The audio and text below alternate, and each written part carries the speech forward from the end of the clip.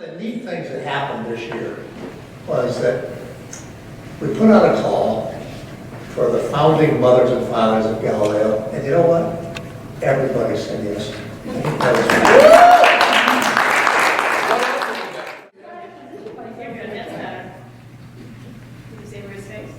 Can we say cheese? Maxfield, your face is not showing.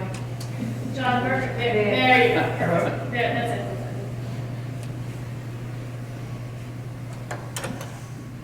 Marlene, you're hiding. I thought you wouldn't notice. There we go, there you go.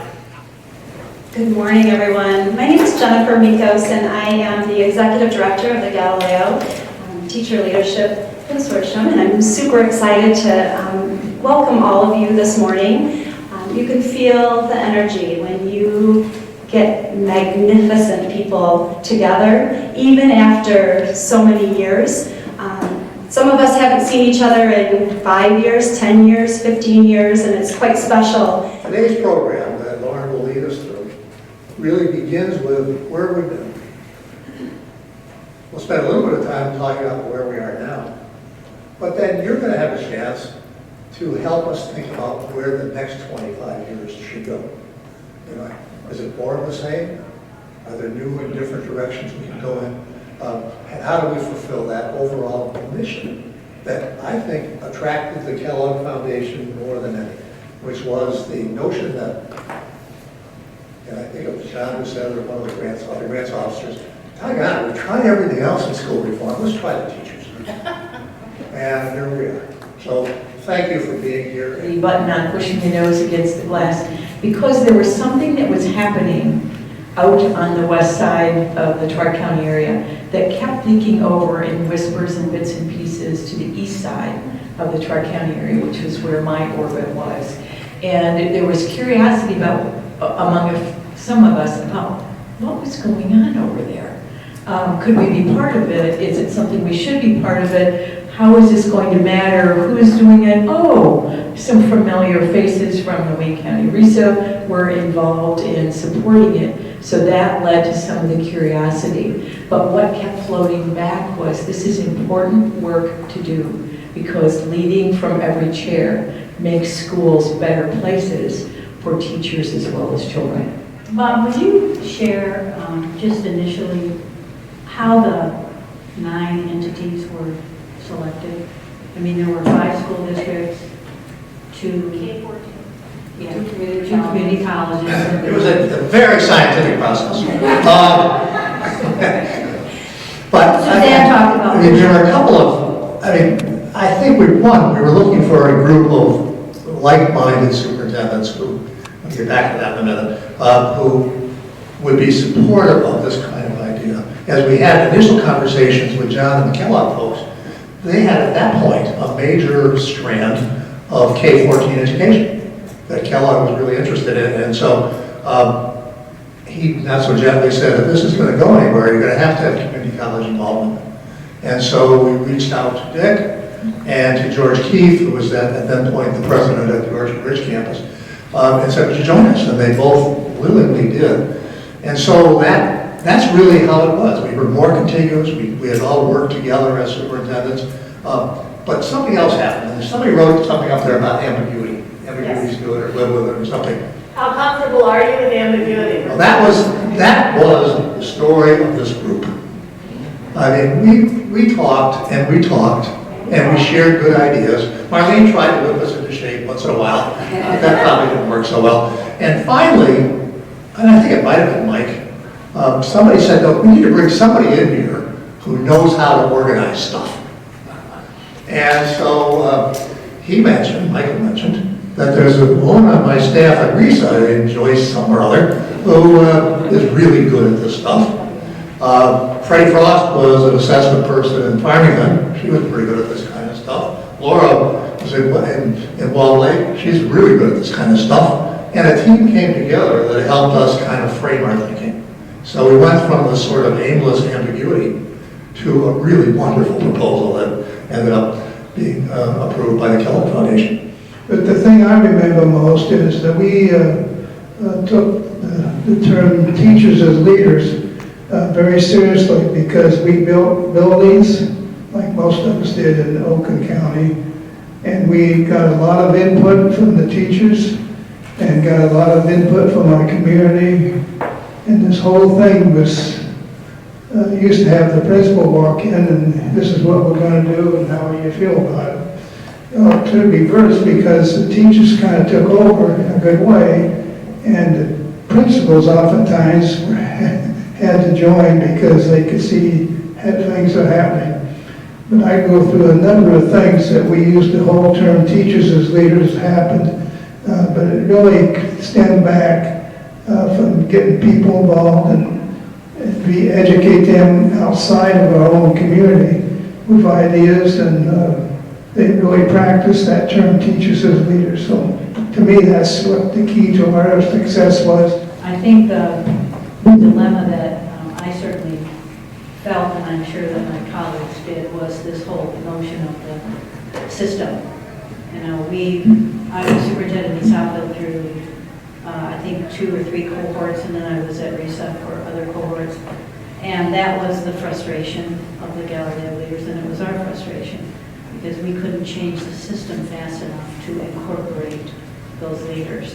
And so I think, at least in my experience, some of those leaders decided to become administrators because they felt then that they could make a difference. And I was glad for that because they were the right kind of leaders. They were teacher leaders, and that meant that they would open the door for teachers. So it really was a transformative experience, not only professionally but personally. And it is one of those markers, as I look back on my life, that changed the trajectory of where I went with the rest of my life, both personally and professionally. When you put the hope and joy and passion into these teachers, it's been penetrating across Southeast Michigan. And the relationships and the communication that's happened amongst each other is just amazing, and you should all be so proud because it is, that hope and joy is what everybody needs right now, and that's what's keeping education alive. Okay. Those of us who were part of the original team never would have imagined that we'd have 100 Galileo alums serving as principals and central office administrators. Right? The whole idea was to provide an outlet for teachers who were feeling thwarted, didn't see a career ladder, and could grow as leaders in spite of administration. And now they are them. And early in the game, we did a podcast interview out in Oakland with Mark Borowski and Jim Miklos, because they were the first 2 building administrators who had Galileo background. And we talked about what's it like to be that. And the message they gave is the message these other 100 are now sharing. And that is, we're very different kinds of principals.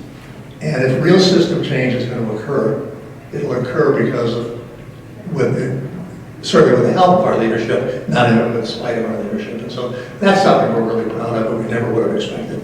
What I want to talk about a little bit was the curriculum, if you will. And I think what is so amazing is that the focus for Galileo, particularly in the first year for the leaders, is the who we aspire to be.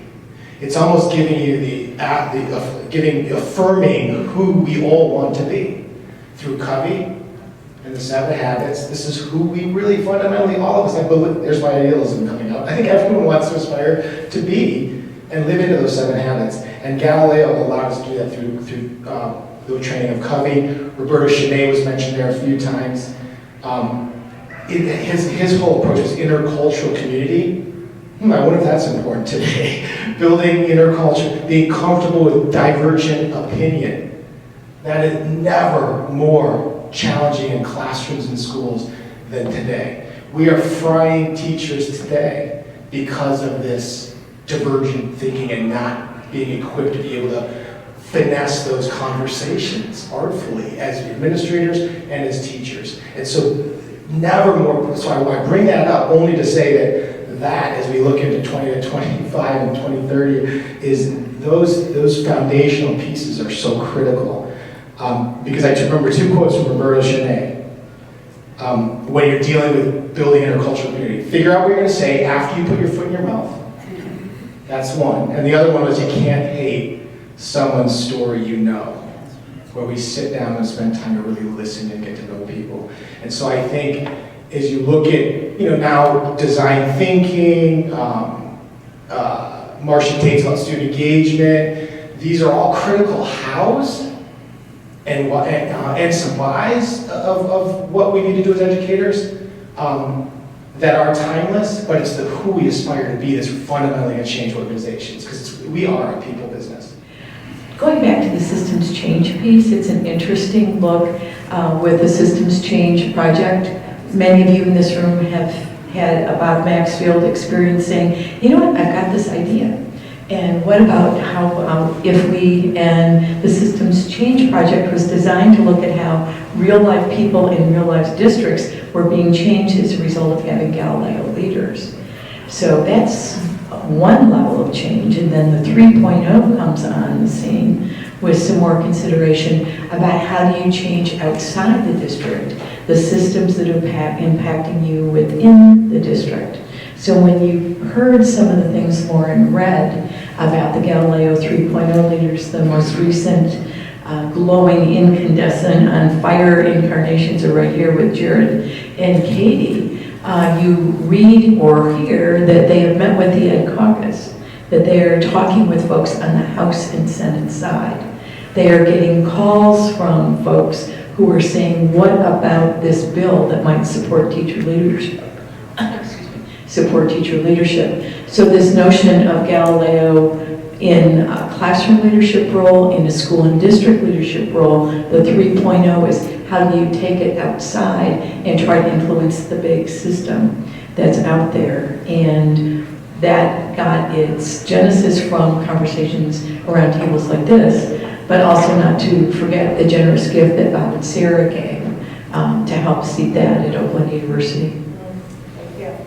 So I want to continue to add layers of looking back, and the way we're going to do this before we take a break for lunch is we have two sort of updates from both the consortium and the Institute. And so I'm going to turn it over. As we look at the mission and you start thinking, and I agree with what Mark said, is that you have to almost start thinking, why did we decide to do this? And as Bob said, the superintendents were saying, well, where are the leaders? It's so complicated now. The world is so much more complicated. It's so diverse. As we say, we have wicked problems. And the wicked problem is they're so complicated. There's no silver bullet. Okay, there's no silver bullet. So when we look at the past, I think you're going to be, and what you've heard, you're going to be really proud of what's happening. If you look at the mission stays the same. We're always about learning. That's the business that we're in. We're in the learning business. And if you look at this, can I have Jim, guys, read that mission statement out loud for us, please. The Galileo Leadership Consortium will advance the development of teacher leadership to ensure high levels of learning for all. Okay, the all means teachers and students. If the big people aren't learning anything, the little ones aren't either. Learning as a way of being. This is what we're all about. We're in the learning business. So the teacher leadership as a concept, Mike Flanagan, can you tell us, what is teacher leadership as a concept? Yes, please. Teacher leadership is a process by which teachers influence their colleagues, their principals, and other members of the school community to improve teaching and learning with the aims of increased student learning and achievement. Thank you. And the key word there is influence. Teacher leadership was never about formal leadership. And the first group that came in, I think there was a little concern like, oh, I'm going to be the boss, so I'm going to be the leader. No, teacher leadership is about having influence. But you have influence only if you have credibility. And the credibility is, are you trusted? Okay? Are you respected? Are you the kind of person that think more about the organization as a whole? And I think another thing that we got from John Burkhardt was the concept of servant leadership. In 1996, that was a new concept to me. And that has had a profound impact on how we look as teacher leaders. I'm a servant leader. I am not about fame, fortune, or power. The most important thing I want to do is to serve. I want to make a difference. I want to improve the quality of living for those students. What do we know about that? When learning is meaningful and enriching and exciting and joyful, it changes, it transforms students. So if we look at, another thing that was really exciting is in 2008, we actually had teacher leader model standards. I don't know how many of you know about this now, but this has really been a resource and a guide to the Leadership Consortium. And it's respected because there were so many people that served on this committee that wrote it. Of course, there were wonderful teachers. That's always good. When we have teacher leader model standards, we have teachers, but you know, in the past, a lot of times things happened and there were no teachers involved. So we had teachers and principals and superintendents, and we had university professors like Linda Darling Hammond, and we had both NEA and FTA, and we had Learning Forward and ASCD. So there's just a group of people that came together to write this wonderful document about what does it mean to be a teacher leader. Now remember, 1997, I'm trying to go back and forward, this was a new concept, okay? It was a new concept. And I think people always said, well, when I grow up, I'm going to be a principal. No, not really. We want you to be a teacher leader. The most important job in that whole school system is a teacher. That is what makes a difference. That's where learning happens. It's in that classroom. That's the excitement. But what Mark and Jen and Robert Martin and 100 other people said is that I want to be a different kind of principal. I want to be a servant leader principal. I'm going to grow leaders. And as Bob always says, a leaderful organization. How can we make it so everybody is a leader? When you're a leader, you change your perspective. You take accountability and responsibility together. It becomes a whole different dynamic when you have that. So if you look at the 7 standards, I think they inform us so much because the first one is probably the most important one. Katie, can you read the first one, please? Sure. Fostering a collaborative culture to support educator development and student learning. Okay, so culture, think about that word. Culture is the way we do things around here. And as Peter Drucker said, culture eats strategies for breakfast. I want you to think about that. We're always buying a new program. We always want something else, and it's the culture. What is going on? Do we respect and care about each other? It's always based on relationships. Your culture starts with that relationship building. This is what we push Galileo leaders constantly to say. You can make a difference. This doesn't cost money. And we know it's almost, the beachhead, the tipping point. What we found now, the tipping point, remember the old 80-20 Pareto's law? 20% can change a school building when we start moving in that direction. So it's looking at that culture. If you look at the rest of it, it is still about a Galileo leader can share the research. How can we improve those classrooms? Professional learning, share that. Assessments. And if you look at number 6 and 7, especially number 7, advocating for student learning in the profession. That's your trusted voices. And I think some of you may know that John Hattie, and some of you may not know in this room, he's the new guru right now. And he is considered to have the most influence of anyone in the world today. Because what he's looking at is what's making a difference to student learning. It is about learning. And what he found is collective teacher efficacy. Jennifer, tell us, what is collective teacher efficacy? So teacher collective efficacy is when you have a staff, or you first have to start with self-efficacy. I have to believe in who I am, and that then evolves into this collective efficacy where we believe that we can do something better, that we can be even more impactful, and that we can make that difference. And it's a, you grow your staff or your circle of influence that way, and what we're seeing with Hattie is that belief, that knowing that we can do better together makes a big difference. And it's what you started with Dolan saying, why one? Why not a team? And it's us in this room. We are the group. It's the group's group. Good. And what we know about this is, and once again, if you look at that effect size, folks, that's huge. That's huge. And it's not a program. It's nothing you buy. This is, once again, about the culture of your building. Do we all believe? I think if you ask anyone that first year of teaching, it was like, yes, I'm going to make a difference. I'm going to be a teacher. That's why we became teachers. But then what happens? Then it becomes ain't it awful. And we know about what happens with the brain when we start going circling the tub, because there isn't hope anymore. Collective teacher efficacy gives you the hope that you need to go on, and hopefully, as Jody said, with joy. So that's something that it's usually a new word for the teacher leaders. They haven't thought about it. I think they know it in their heart, but it hasn't been to the point of saying, yes, that's what it's all about. So how do you do baby steps and start getting people together to talk and to say, you know what, We don't need experts in all the time. We need to be able to work. I know who's learning in my classroom, and I know who's not learning, and I don't know what to do. And so besides closing the door, this is the culture of learning, the culture of I care so much, I want to make sure all my kids learn, and I can't do it alone anymore. So that's the power of bringing the Galileo leaders together, where they do some kind of action research or collective inquiry, where they meet together, job-like groups to say, what do you do? What am I doing? What can we do together? And just having, it's just amazing that we're finally getting to the point where we realize a culture is about we care together. What can we do? So the one that I really like is the systems thinking book that I wrote down, Coherence. And I think this is where we're going with Galileo, is that if you look at it, I would say DCLA, which is, first of all, you have to have a direction, where we're going. Moral imperative, the moral imperative about where are we going. The second one, and here we go again, it's cultures. It's cultures. Okay? How do you build a collaborative culture? Are we a school system or a system of schools? Right? Are we competitive? Do we realize not only do we help each other in schools, but are schools helping each other? Are the principals working together? And so often there's that competitive in a school district. How can we do that? And then what he says that I'm so excited about is deep learning.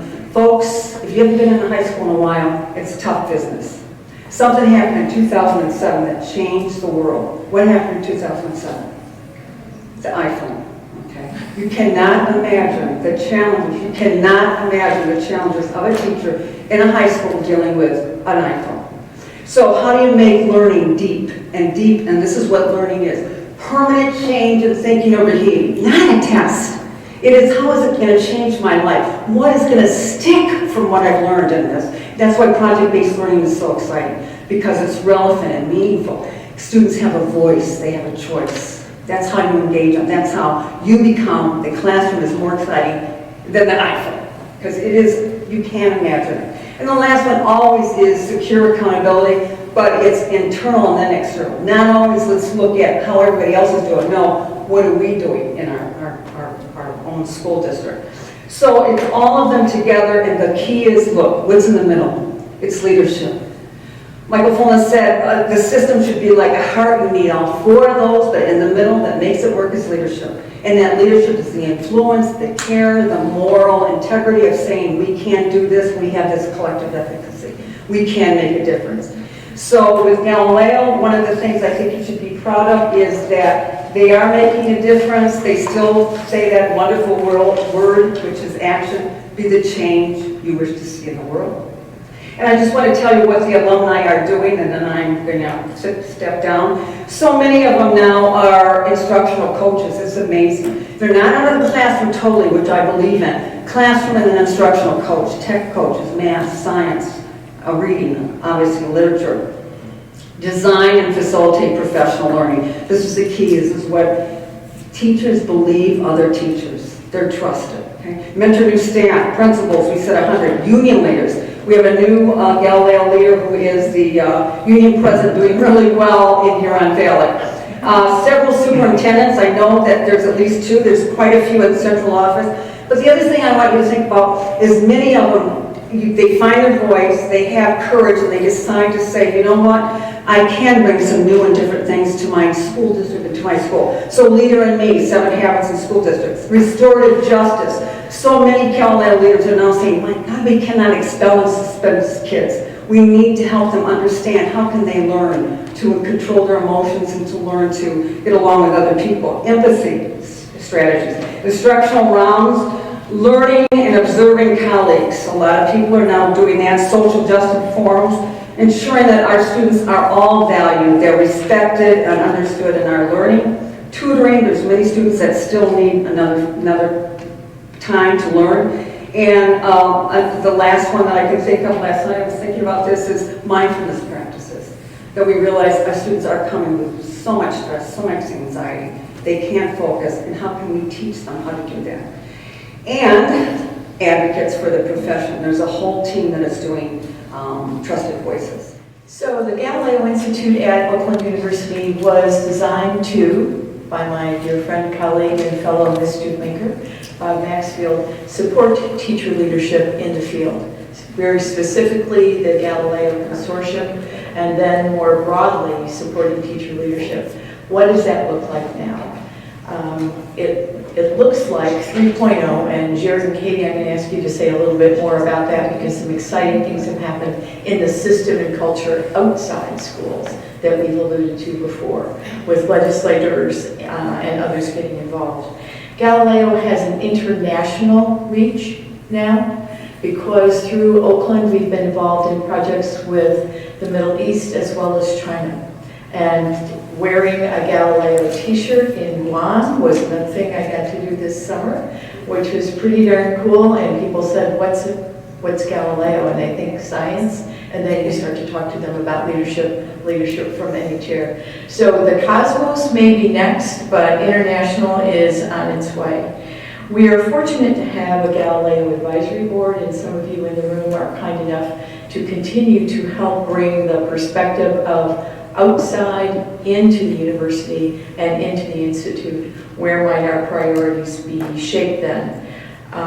Going to this notion of teacher leadership that Joyce mentioned, there is a Teacher Leadership Masters that the Galileo Institute has supported, but as importantly, with the number of Galileo principals who are leading with a different mindset and life experience, the notion of having a system with a Galileo, or Galilean perhaps is a better word, a Galilean superintendent is exciting because then you have layers of perspective that all recognize the importance of efficacy, both individual and collective, and then I would add to that the opportunity to activate that with agency. Not only can we, but we will. Here we go, come along, why not? Here's what we've done, here's where we're going next, join us.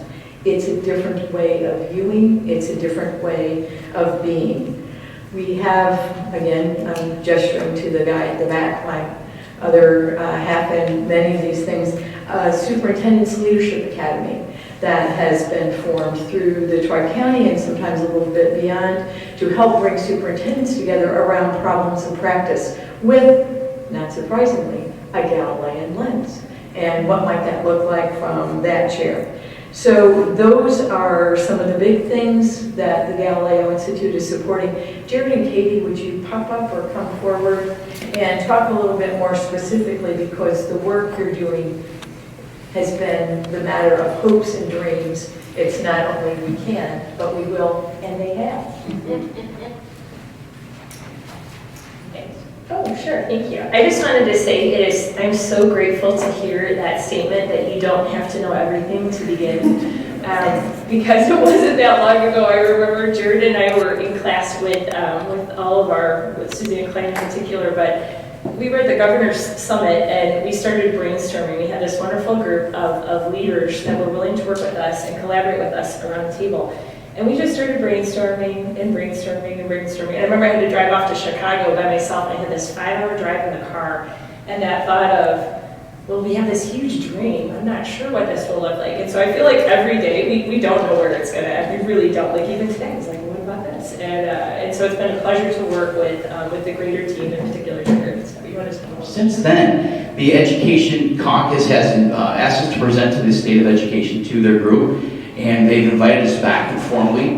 We have kind of an exclusive partnership with the Ed Caucus, the House of Representatives, the Senate level, the education committees. We also had the opportunity to present to the education chairs, and they both welcome this work. So where we are today and then where we're going, our vision, Trust, Voice, and Vision, would be for every district, every charter to have a teacher leader representation at the state level, so we can literally represent the entire state of Michigan equitably and provide that teacher voice to partner. And if it wasn't for Galileo's thinking that has changed us, again, that permanent conceptual change in our thinking, you know, our conversations as we're working with teacher leaders is, how do we seek that win-win? How are we proactive in this conversation? You know, have you found your voice? Have you shared your voice? So there's so many, the 7 habits of highly effective people. It literally, we say the 8th habit now, finding your voice and sharing it. has really guided this work. We have teacher leaders in Grand Rapids, the UP, we have teacher leaders mostly heavily in the Southeast Michigan.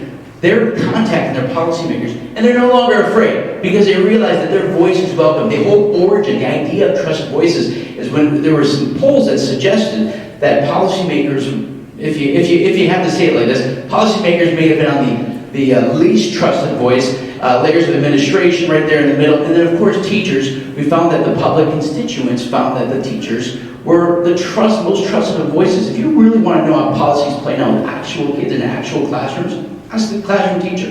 They have an idea. So the idea of trusted voices, and now brought to a state level. So thank you so much. So I bring up iteration. We have leaned in on a book called Design Thinking for School Leaders.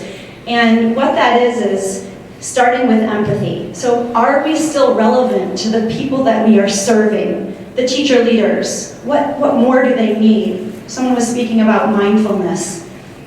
Where are we with the mental health in our state, with our teachers?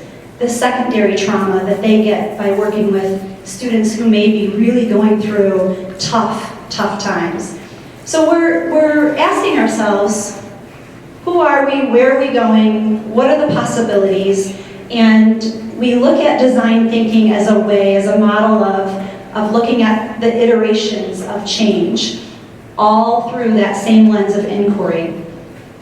So whether we call it action research, whether we call it Jenny Donahue's work with the inquiry, the collaborative inquiry, whether we call it design thinking, all of these are processes, right? To ask ourselves, where are we now and where can we go next?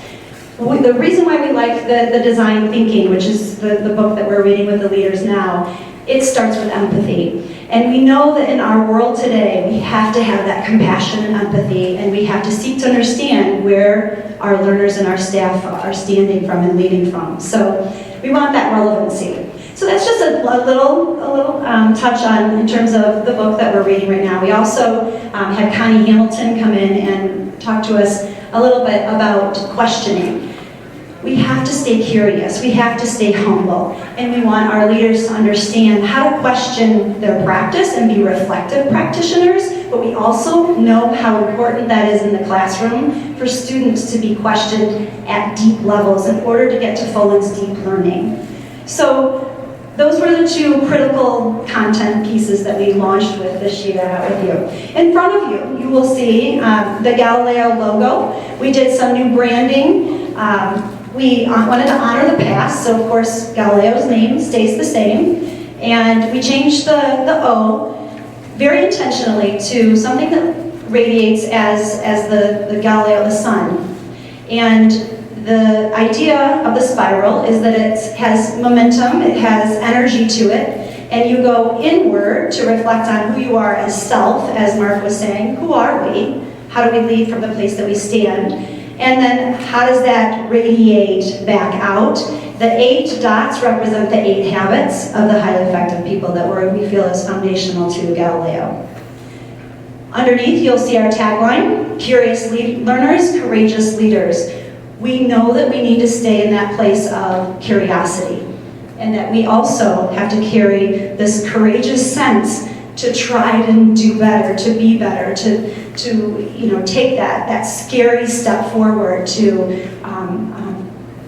help others also make that change happen in the classroom and in our systems. So we just wanted to share that. We have t-shirts, gear, if anybody wants to buy it, we can have you scan the QR code. You're welcome to buy a t-shirt and wear it with pride. But all of the teachers are doing that as well. And we're just really excited about the direction that we're headed. The alumni team, the leaders leading leaders, and there's so many facets of Galileo, and they are all working together. But most importantly, we know that we learn by doing, and we are all doing, and we're working towards an end goal of high learning for all, most importantly, with that impact on students across the state. So. It's not the same anymore. It's fine to honor us as founders, but you need to do what's right for this era. And maybe it's just, this is part of us that's even needed. Jen said it was needed to give permission, and the fact that things change. That third question is, where might the Galileo journey lead next? In response to current teacher leadership trends, and continuing challenges of school reform. And I want you to capture 3 to 5 of your own best thinking about contribution, suggestion, insight that you have about current state and where might Galileo contribute next. And I believe, and I dipped in a little bit, but I had my own lunch conversation, that's some of what you were talking about. Now try to move it towards actionable trajectories.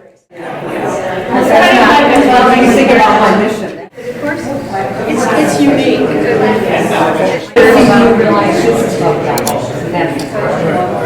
It could be ed policy, so maybe just ed policy. Enforcement, keep going. He was Okay, we're being kicked out. Thanks, guys. Thank you, Robert. But here, the academy is what you so graciously helped for the service, so certainly for me. I've gotten to the point where if it's good for kids. What you see on all the posters, what does it make you think about now in terms of the future of Galileo? And what new questions might it raise for the leadership team to consider? And so the docents, you have the advantage of having heard all of the conversations at your chart. So I'll be back in about 7.5 minutes. Ladies and gentlemen. Galileo goes beyond the region to incorporate the entire state with developing teachers as learners and kids as learners. We're going to go with one of our titles off our chart, which was disrupt and innovate. Why not now? Why not us? The good news is there is still work to be done. Curious learners and courageous leaders create change for our now and what will become. Here's a shorthand, but makes it look like we're physics mathematicians. E2, S2. Engage, extend, support, sustain. The headline is, teachers ask, what's the catch? This group, they broke up the sections, Galileo 1.0, 2.0, 3.0. Thinking about that, headline, Galileo Teacher Leadership, offering solutions at the building, district, state level. Joyce, I'm so sorry, I got to stop this. Just share a Mr. back up to Pittsburgh. Good Lord, okay. Thousands of years ago, I grew up in Pittsburgh. And Pittsburgh had the first public television station, WQED-TV. And in that station is where Fred Rogers gets started. There was a show on originally called the Children's Corner.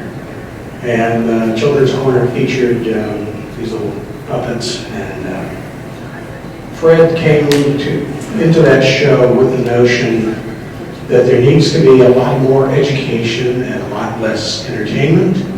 And so he brought a group of child psychologists together, and they started developing scripts that would deal with issues that children faced.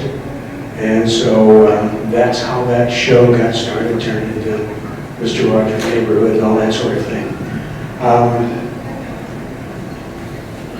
Fred was strangely just like he is on TV. So there were no actor temper tantrums in the back room. There were no strange diatribes.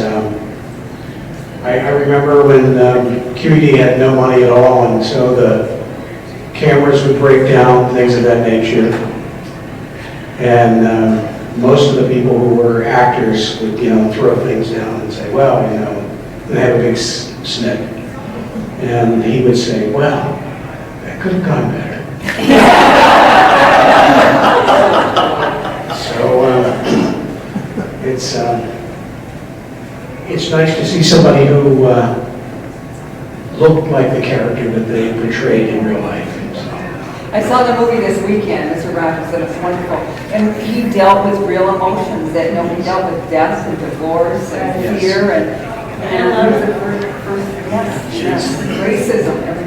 So to know somebody that But what was your role? You were a volunteer or? I volunteered and I was a camera operator. I got to do that because I was still in high school when I started, and I was really too young to be there, but I lied. Is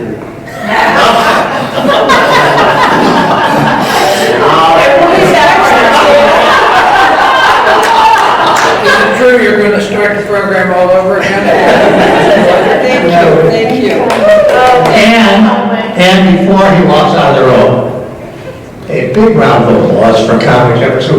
We told him we were thinking about this. He said, sure, well, we found a date. He waived virtually all the fees and put this wonderful staff at our disposal. So thank you, Conway.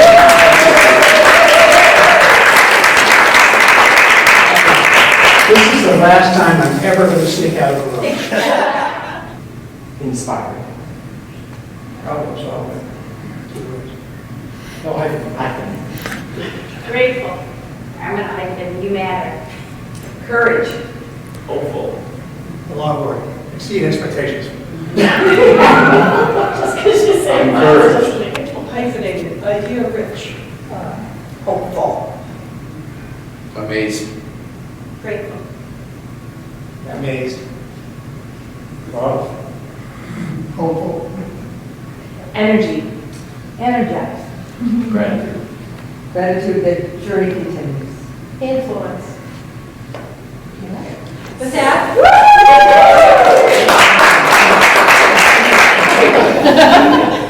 All right, that's one.